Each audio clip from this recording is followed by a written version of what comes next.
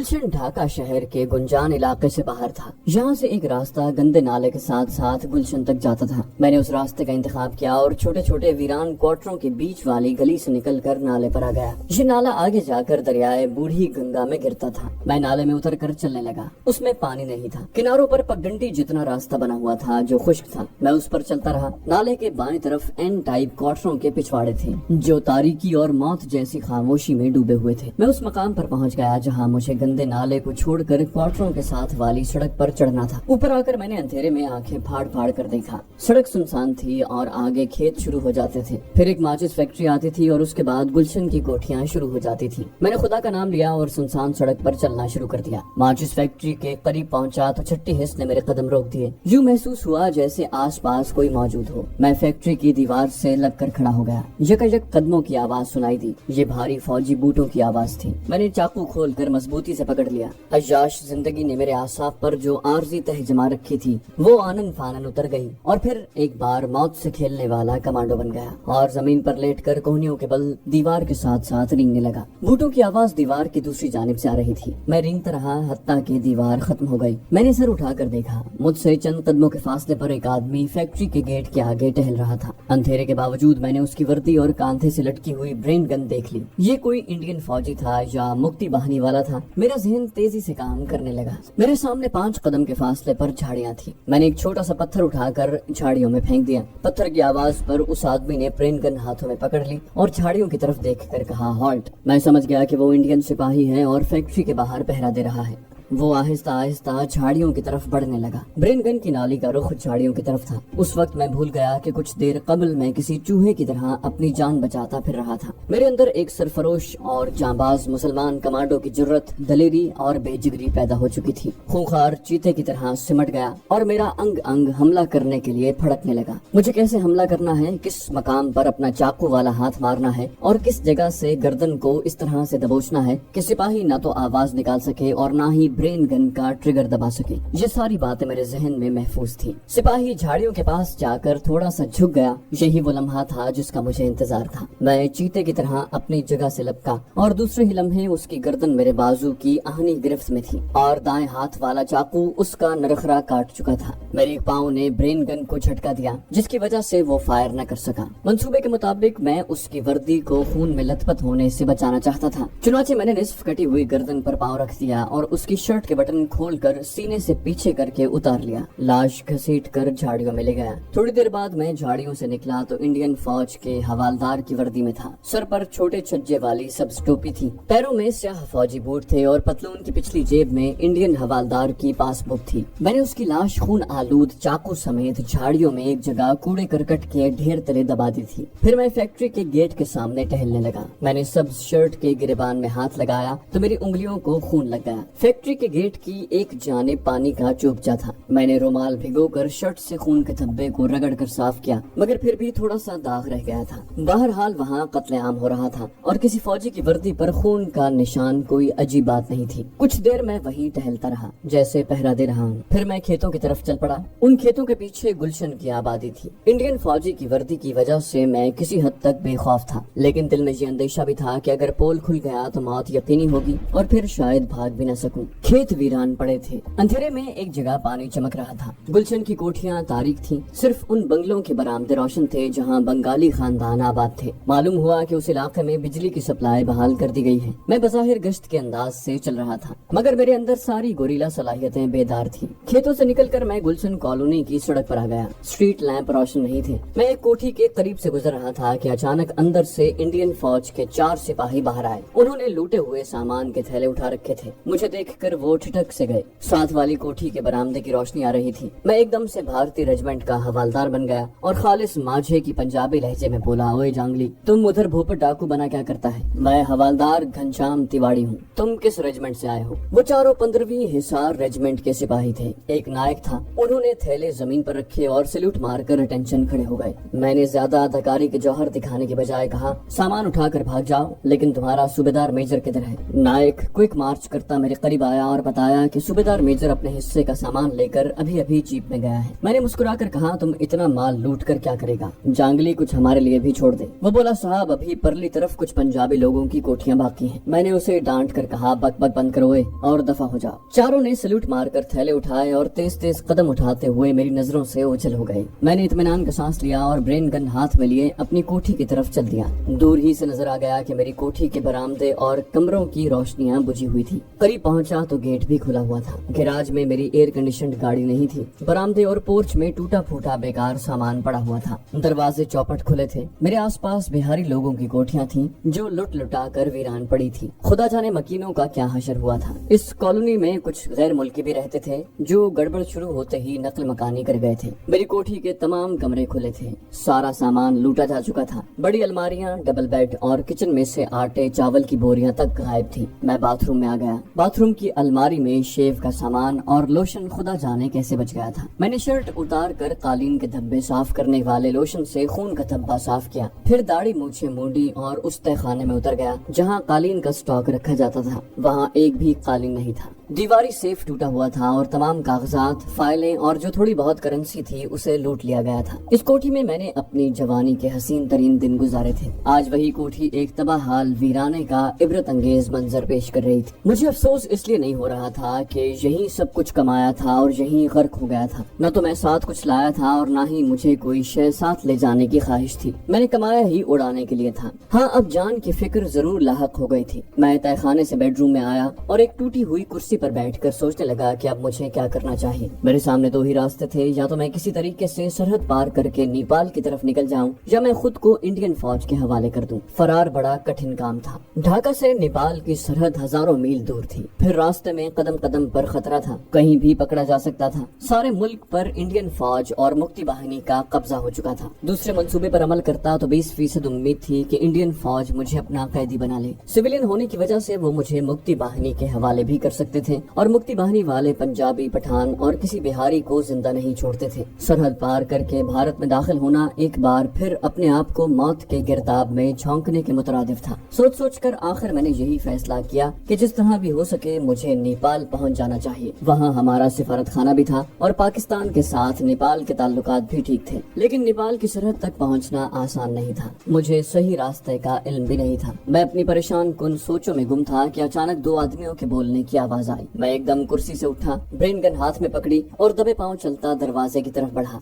आवाजें बरामदे से आ रही थी। अब एक औरत की आवाज भी आई। वो मरी हुई आवाज में रहम की भीख मांग रही थी। मैं दबे पांव टीवी लाउंज से गुजरकर एकदम से बरामदे में आ गया और ब्रेन गन तान कर फौजी अंदाज में बोला, कौन है? दो भारतीय फौजी एक साड़ी पोश दुबली पतली औरत को खींचते हुए एक कमरे में ले जाने की कोशिश कर रहे थे। अपने सामने वर्दी पोश फौजी को देखकर उन्होंने औरत के बाजू छोड़ दिए। औरत नीम बेहोशी के आलम में बरामदे के फर्श पर ही पड़ी रही। मैंने कड़क कर कहा, मैं 17वीं जाट रेजिमेंट का हवालदार घनश्याम तिवाड़ी हूँ। तुम कौन हो? दोनों सैल्यूट मारकर अटेंशन हो गए। मैंने कहा, जांगली की औलाद, तुम इधर बदमाशी करता है, हम तुम्हारा कोर्ट मार्शल करेगा। तुम हिसार रेजिमेंट का जांगली है। पहले वाले सिपाहियों से मुझे इतना पता चल गया था कि उधर हिसार रेजिमेंट के जवान तैनात थे। एक सिपाही बोला, साहब सब जवान इधर यही करता है, हमको माफ कर दो, आगे से नहीं करेगा। मैं भी उनसे खलासी चाहता था, इसलिए गरजदार आवाज में कहा, इसको यहीं छोड़कर डबल मार्च करते हुए दफा हो जाओ, हम इसको इसके घर पहुंचाएगा। तुम्हारा घर किधर है बीबी? साड़ी पोश औरत घुटनों में सर दिए आहिस्ता आहिस्ता सिसकियां भर रही थी। दोनों सिख फौजी सैल्यूट मारकर तेज तेज कदम उठाते कोठी के गेट से निकल गए। मैंने फर्श पर बैठी औरत से उसका नाम पूछा तो वो हाथ जोड़कर रोते हुए गिड़गिड़ाई, खुदा के लिए मुझे गोली मार दो। वो साफ उर्दू बोल रही थी। उसके माथे पर बिंदिया भी नहीं थी। कोई मुसलमान थी और शायद बिहारी फैमिली से ताल्लुक रखती थी। मैंने तसल्ली दी और कहा कि वो फिक्र न करे, उसे उसके घर पहुंचा दिया जाएगा। वो फूट फूट कर रोने लगी। मेरा घर अब कहाँ है? मेरा कोई घर नहीं रहा, खुदा के लिए मुझ पर रहम करो, मुझे गोली मार दो, मैं मरना चाहती हूँ। उसने उठकर मेरी ब्रेन गन पकड़ने की कोशिश की तो मैंने उसे सख्ती से पीछे धकेल दिया। क्या कर रही हो तुम? होश में आओ। मैं उसे धकेलता हुआ अंदर टीवी लाउंज में ले आया। बरामदे में हमारी आवाजें सुनी जा सकती थी। वो नंगे फर्श पर बैठ गई और घुटनों में सर देकर सिसकियां भरने लगी। मैंने पूछा, तुम्हारा नाम क्या है बीबी? तुम्हारे घर वाले कहाँ हैं? और क्या तुम गुलशन कॉलोनी में रहती थी? औरत के बाल लंबे थे और उसकी उम्र 25 साल से ज्यादा नहीं थी। वो रोए جا رہی تھی۔ میں سوچ رہا تھا کہ اس پر اپنا آپ ظاہر کر دوں یا نہ کروں۔ وہ ابھی تک مجھے انڈین فوجی ہی سمجھ رہی تھی اور مجھ سے بے حد خائف تھی اور سمٹی بیٹھی ہوئی تھی۔ اتنے میں باہر سے ایک بار پھر اونچی آواز آئی۔ میں باہر نکلنے ہی والا تھا کہ اچانک 3 فوجی اندر داخل ہوئے۔ ان میں سے 2 تو وہی فوجی تھے جن کے پنجے سے میں نے ابھی ابھی اس لڑکی کو چھڑایا تھا۔ تیسرا فوجی کوئی افسر تھا، اس کے ہاتھ میں بید کا چھوٹا سا افسروں والا ڈنڈا تھا۔ دونوں سکھ فوجی برین گن تانے اس کے پہلو میں دائیں بائیں کھڑے تھے۔ میں سمجھ گیا کہ ان سکھ فوجیوں نے اس افسر سے میری بات کی ہوگی اور یہ انڈین فوج کا کیپٹن میری چیکنگ کے لیے آیا ہے۔ میں نے اسے زوردار سلوٹ کیا اور کہا، حوالدار گھنشیام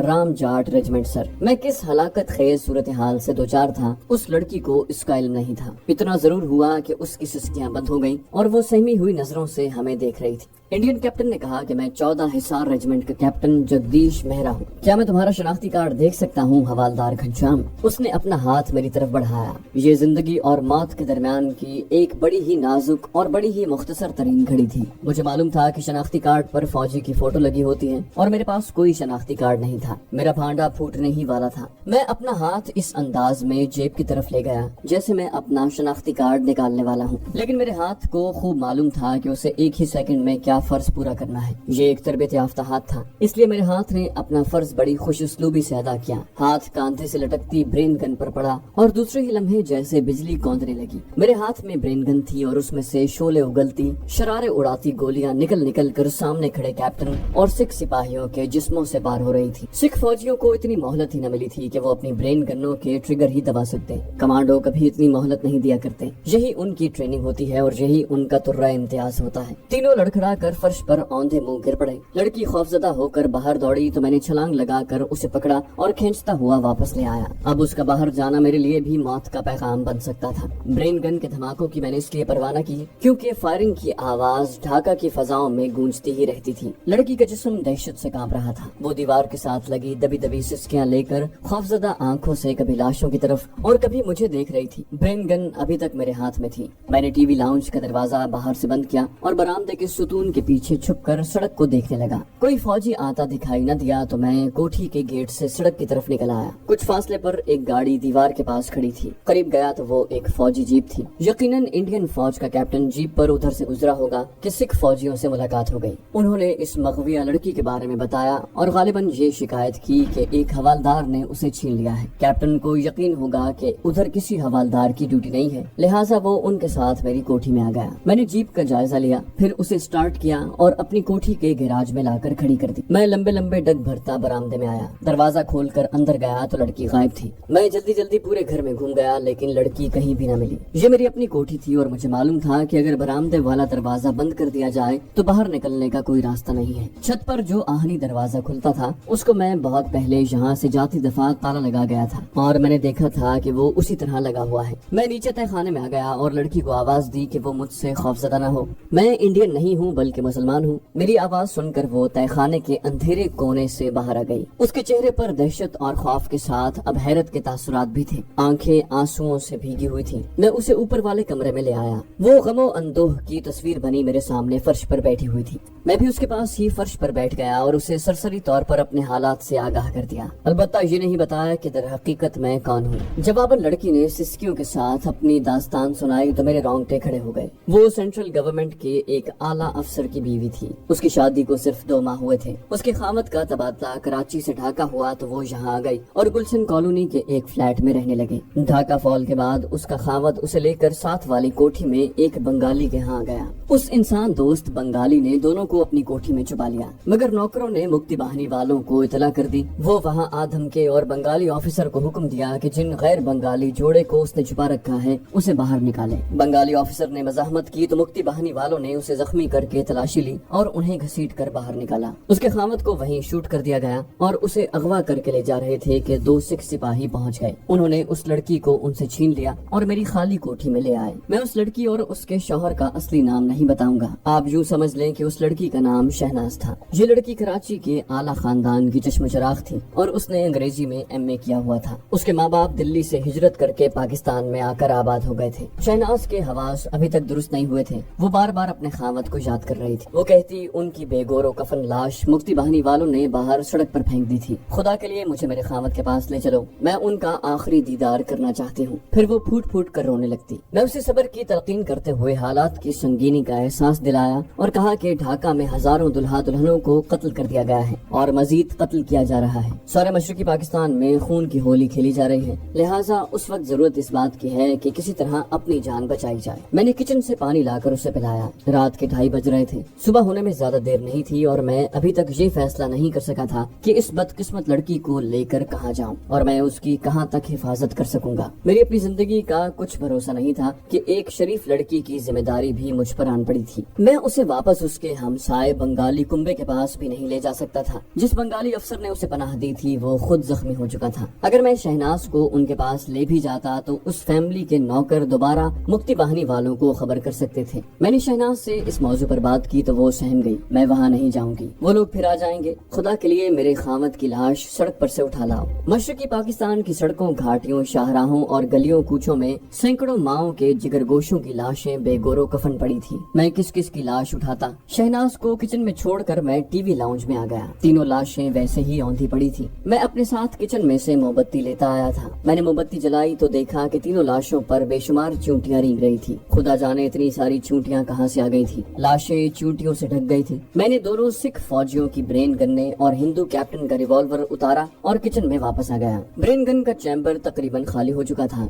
जबकि दोनों सिखों की ब्रेन गन्ने भरी हुई थी। शहनाज दीवार के साथ लगी फर्श पर खामोश बैठी मुझे पथराई हुई आंखों से देख रही थी। जलती हुई मोमबत्ती की रोशनी में उसका चेहरा बेहद गमगीन नजर आ रहा था। शहनाज का रंग खिलता हुआ था और वो एक खुश शक्ल लड़की थी। मैंने मोमबत्ती एक तरफ प्याली में यूं रख दी कि उसकी रोशनी बाजार वाली खिड़की और रोशनदान पर न पड़े। सुबह होने वाली थी। अगरचे इंडियन फौज की कोई टोली गश्त करती उधर निकल आई तो सिपाही कोठी में खड़ी फौजी जीप देखकर अंदर आ सकते हैं और फिर हमारा जो हशर होगा वो मालूम था। मेरे दिमाग में तरह तरह के मंसूबे जन्म ले रहे थे। कभी सोचता कि किसी भिखारी का भेष बदल कर शहनाज को भी भिखारन बनाकर किसी कब्रिस्तान या मस्जिद में पनाह ले लूं, मगर हम मुक्ति बाहिनी वालों की तेज नजरों से नहीं बच सकते थे। बंगाली मुसलमानों की अक्सरियत हमारी दुश्मन हो रही थी। कभी ख्याल आता कि शहनाज को जीप में साथ लेकर नेपाल की तरफ निकल जाने की कोशिश करूं। ये बड़ा लंबा और कठिन सफर था। कदम कदम पर मौत फंदा लगाए हुए बैठी थी। अगरचे मैं इंडियन फौजी वर्दी में था, लेकिन किसी भी वक्त मेरा भांडा फूट सकता था। मोहम्मदपुर और मीरपुर की बस्तियों पर भी मुक्ति बाहिनी और इंडियन फौज का कब्जा हो चुका था। वहाँ कत्ले आम का बाजार गर्म था। बिहारी और पंजाबी औरतों को अगवा किया जा रहा था। मैंने जिंदगी में कभी अपने आप को इतना बेबस महसूस नहीं किया था। कोई रास्ता नजर नहीं आ रहा था। शहनाज भी सरासीमा थी। उसने धीमी आवाज में मुझसे पूछा कि हम कहाँ जाएंगे। मैंने उठते हुए कहा कि पहले तो हमें उन लाशों को ठिकाने लगाना चाहिए। मेरे बेडरूम में एक तहखाना इस मकसद के लिए बड़ी मौजू जगह थी। चुनाचे मैंने तीनों लाशों को घसीट कर उस तहखाने में फेंका और ऊपर से लकड़ी का तख्ता जोड़कर उस पर कालीन का एक टुकड़ा बिछा दिया। मैंने शहनाज से कहा कि जब तक हमें फरार का कोई रास्ता नहीं मिलता इसी जगह छुपे रहना होगा। उसने कहा मुक्ति बाहिनी वाले यहाँ भी आ जाएंगे। मैंने कहा ये कोठी लूटी जा चुकी है, मेरा ख्याल है कि कोई मुश्किल ही से इधर का रुख करेगा। ये कहकर मैंने किचन का जायजा लिया। वहाँ सिवाय चाय की पत्ती के, खाने पीने के और कोई शय नहीं थी। नल में पानी भी थोड़ा थोड़ा आता था। मैंने शहनाज से कहा कि फौरन पानी स्टॉक कर लिया जाए। चाय की 2 केतलियां और एक पतीली खुदा जाने वहाँ कैसे रह गई थी। शहनाज ने पतीली नल के नीचे रख दी।